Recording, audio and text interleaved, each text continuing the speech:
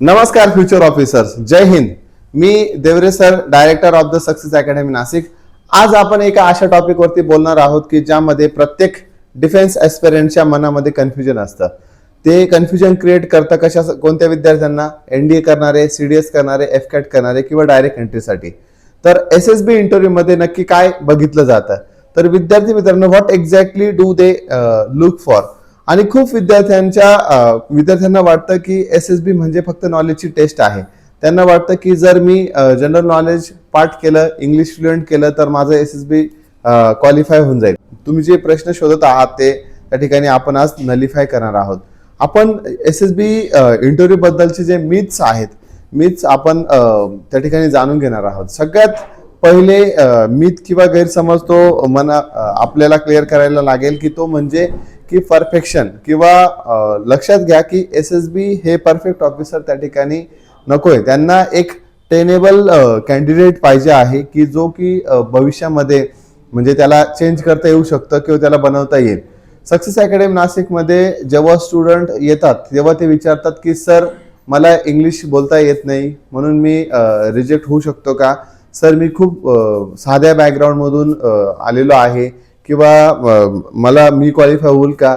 अरे बाबा, फौज तुला किंवा आर्मी किंवा तुला एक इंग्लिश बोलणारा त्या ठिकाणी नकोय, त्यांना बोलका पोपट नकोय. तर फौज तुम्हाला त्या ठिकाणी रिसोर्सफुल लीडर त्यांना त्या ठिकाणी पाहिजे. जर समजा एक विचार करा की तुमचं गाडीचं टायर पंक्चर झालं आणि तुम्ही इंग्लिश बोलणारा तिथं काय करणार आहे, तर त्या ठिकाणी तुम्हाला जॅक वापरता आला पाहिजे किंवा ते पंक्चर काढता आला पाहिजे. ऑफकोर्स टायर बदलणारा त्या ठिकाणी पाहिजे. म्हणूनच इफेक्टिव्ह इंटेलिजन्स आणि प्रॉब्लेम सॉल्व्हिंग ॲबिलिटी तुमच्यामध्ये असेल तर तुम्ही एसएसबी क्वालिफाय होऊ शकतात. सो या ठिकाणी तुम्ही जास्त टेन्शन घेऊ नका की माझं बॅकग्राऊंड कसं आहे किंवा मला इंग्लिश येत नाही, तर त्याचा कुठलाही परिणाम या ठिकाणी होणार नाहीये.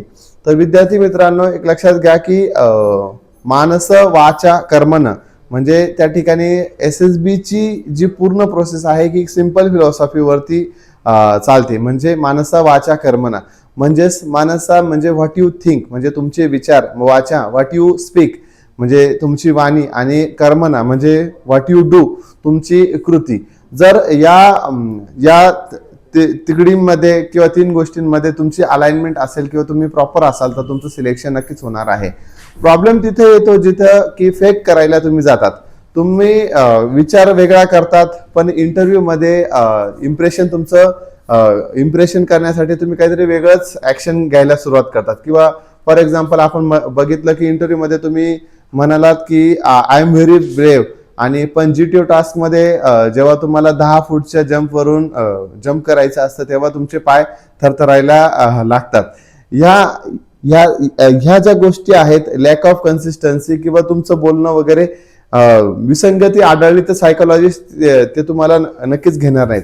मित्रांनो, तुम्ही 5 दिवस पूर्णपणे त्यांच्या ऑब्झर्वेशन खाली राहतात आणि म्हणून ते बारकाईने म्हणजे पूर्ण तुमचं ऍक्शन असेल ते सगळे ते तुम्हाला बारकाईने बघत असतात.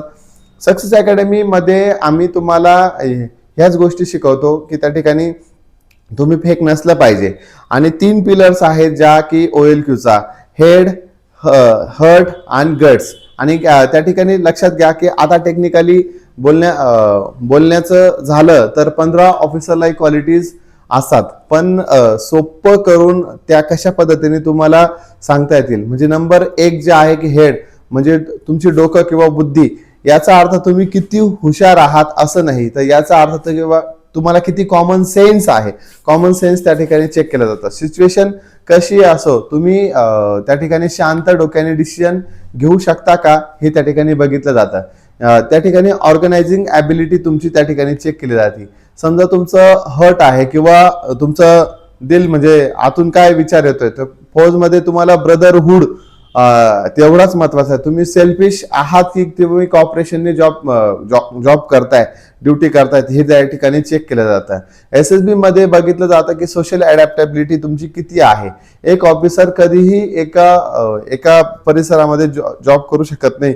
तो कंटिन्युअसली चेंज होत असतो, त्याच्या बदल्या होत असतात. तो लवकरात लवकर कसा अडॅप्ट होईल किंवा लवकरात लवकर चांगल्या ठिकाणी कसा अडॅप्ट होईल त्या ठिकाणी ते चेक केलं जातं. आणि तिसरी गोष्ट म्हणजे गट्स. तुमच्यामध्ये गट्स असेल किंवा हिंमत असेल. करेज आणि डिटर्मिनेशन तुम्हाला त्या ठिकाणी पाहिजे. जेव्हा प्लॅन फेल होतो तर तेव्हा तुम्ही काहीतरी नवीन प्लॅन शोधला पाहिजे किंवा बाउन्स बॅक करण्याची तुमची ॲबिलिटी पाहिजे. फिजिकल स्टॅमिना डेव्हलप करता येतो, पण मेंटल स्टॅमिना त्या ठिकाणी तुम्हाला आतूनच आला पाहिजे, म्हणजे त्या आतूनच तुम्हाला फिलिंग्स आल्या पाहिजे. Situation can keep you smile on your face, म्हणजे सिच्युएशन कशी असो तुमच्या चेहऱ्यावरती नेहमी स्मित हास्य असलं पाहिजे. सो मित्रांनो, प्रिपरेशन कशी करायची, पुस्तकं वाचून पर्सनॅलिटी डेव्हलपमेंट करता येत नसते. पर्सनॅलिटी बदलण्यासाठी रुटीन तुम्हाला त्या ठिकाणी चेंज करावं लागेल. त्या ठिकाणी स्टार्ट टॉकिंग रिस्पॉन्सिबिलिटी, जबाबदारीने तुम्ही वागलं पाहिजे किंवा बोललं पाहिजे. घरी छोट्या छोट्या ज्या गोष्टी असतील किंवा जबाबदारी असतील त्या तुम्ही घेतल्या पाहिजे. फिटनेस म्हणजे व्यायाम चालू तुम्ही ठेवला पाहिजे, आणि तुमची फिट बॉडी असेल तर त्या ठिकाणी फिट माइंडसेट किंवा पॉझिटिव्ह माइंडसेट तुमचा असू शकतो.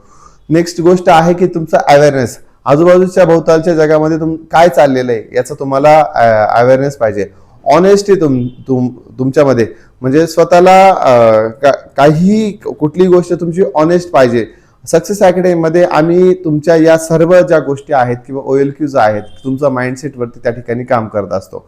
आणि विद्यार्थी मित्रांनो, एक लक्षात घ्या, शेवटी एवढंच तुम्हाला सांगेन की ऑफिसर बनायचं असेल तर ऑफिसर सारखं वागलं पाहिजे, आणि त्या ठिकाणी ती आजपासून सुरुवात करा. आणि असं सांगू नका की मला ज्यावेळेस SSBचा कॉल लेटर येईल त्यानंतर मी चेंज करायला सुरुवात करेल. हा जो SSBचा जो काय म्हणतात एक्सपिरियन्स आहे तो आपल्याला लहानपणापासून तो जाणवला पाहिजे. सक्सेस अकॅडमी तुमच्या सोबत नेहमी असेल, आणि तुम्हाला या ठिकाणी कॉपी पेस्ट त्या ठिकाणी शिकवलं जाणार नाही, परंतु जे SSBचे आपले जे मेंटर आहेत कर्नल संपत गोपालन सर यांना हे तुम्हाला संपूर्णपणे गायडन्स करतील. आणि विद्यार्थी मित्रांनो, ज्यांना कोणाला 10वी नंतर NDA करायचं असेल किंवा 12वी नंतर समजा FCAT CDS OTS कुठलंही प्रिपरेशन करायचं असेल आणि कुठलाही SSB असेल तर तुम्ही स्क्रीनवर दिलेल्या नंबरवरती संपर्क साधू शकतात.